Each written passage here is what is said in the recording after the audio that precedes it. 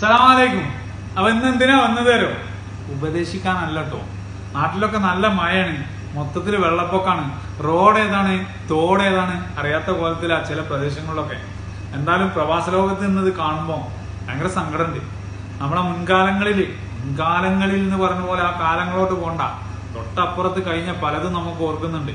ഇപ്പൊ മക്കളോടൊക്കെ എന്താ പറയാനുള്ളത് വെച്ചാല്, വരാനുള്ളത് വഴിയിൽ തങ്ങൂല, തീർച്ചയായിട്ടും വന്നിട്ടേ പോവും. പക്ഷെ നമ്മൾ ശ്രദ്ധിക്കുക, മക്കളൊക്കെ കുളിക്കാനൊക്കെ പോകുമ്പോൾ നന്നായിട്ട് ശ്രദ്ധിക്കുക.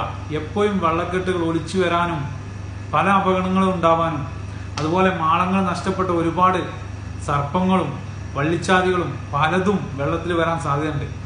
അപ്പൊ എന്തായാലും വേറൊരു കാര്യം കൂടി, നമ്മളെ പിഞ്ചൻ മക്കള് രാവിലെ എണീച്ചിട്ട് ആ ഉമ്മറത്തേക്ക് ഓടി ഇറങ്ങുന്നുണ്ടല്ലോ ഈ മഴക്കാലത്ത്, നന്നായി ശ്രദ്ധിക്കുക.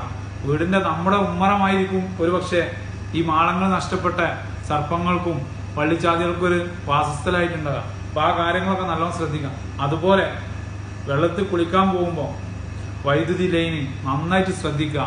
ഈ കാര്യങ്ങളൊക്കെ പ്രത്യേകം ശ്രദ്ധിക്കുക. കാരണം ഇതൊക്കെ ഒരു രസമാണ്, എല്ലാവർക്കും അടിച്ചു പൊളിച്ച്. അപ്പൊ എന്താ വെച്ചാൽ മക്കളോട് ആദ്യം പറയാനുള്ളത്, ഈ പരിപാടിയൊക്കെ വേണം, ആവശ്യത്തിന് നല്ലവണ്ണം കെയർ ചെയ്തിട്ടായിരിക്കും എല്ലാ കാര്യങ്ങളും. Okay, thank you so much.